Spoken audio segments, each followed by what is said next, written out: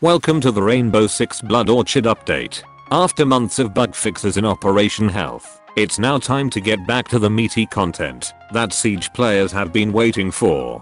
And unless you have South Korean internet, you'll be waiting a lot fucking longer to play it. Introducing the new map theme park. After playing for 8 fucking hours since the update, I was unable to get a single match with this map. However, that didn't stop me from exploring it solo. Although I was unable to test whether this map is balanced, it can't be any less thought out than the modern day story of the Assassin's Creed franchise. Near the middle of the map, you'll be able to experience both the Rainbow Six and Far Cry Blood Dragon arcade machines, the latter being playable with purchasable DLC. Some say this is now the fate of the person who was responsible for balancing For Honor. This fire is still more realistic than the driving mechanics in Ghost Recon. They say that buried here was the last chance Ubisoft had to write a compelling single player story. If insider information is to be believed, this painting was commissioned by Michael Bay. On the outside of the map, you'll see 2 statues of the official Ubisoft overlords. This is the area you'll be able to present offerings to the Ubisoft gods in order for them to give Lord Shankar a mighty golden sword. In this next room, you'll find what seems to be copies of the first Watch Dogs game.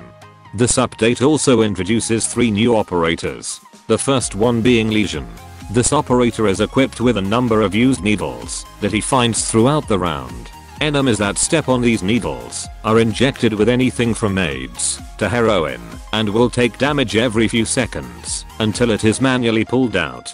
Paying attention to where you place these traps will allow you to know where enemies are and when to rush them when they are vulnerable. And as if this operator could give less of a fuck, he somehow ended up on the most elite special forces team in the world while wearing fucking shorts. The next operator is Yang. Equipped with the mother of all flashbangs, this thing is able to stun an entire room with the flick of the wrist. This piece of equipment I affectionately call the clusterfuck is also able to be breached through walls much like Fuse.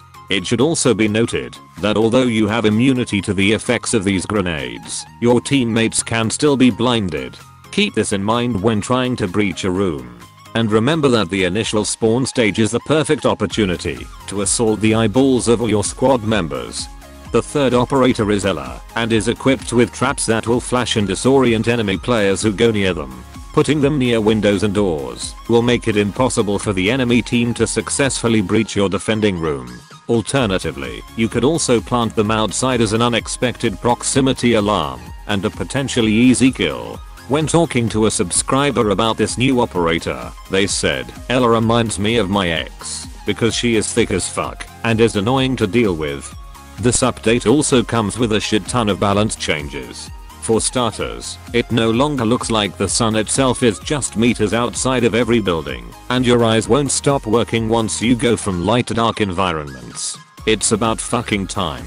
2 and 3 speed defenders are no longer able to equip ACOG sights. As a casual player, I'm not entirely sure how significant this is. However, I'm sure there'll be plenty of videos on the subject, made by much better channels. Simply having line of sight on defenders while using a drone will no longer ID them. You are now required to scan enemy players. This isn't such a significant change, but it makes getting on the fucking mic that slight bit more appealing.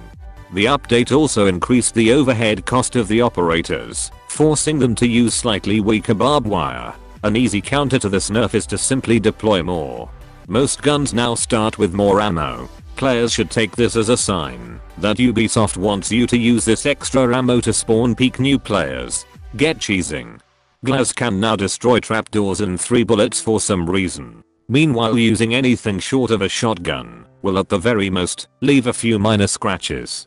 Lastly, there's a shit ton of bug fixes that Ubisoft lovingly compiled into a list that no one will ever read. This concludes a recap of the Blood Orchid update. Subscribe for more videos that have very little in-depth value, but until next time, have fun and embrace the bullshit.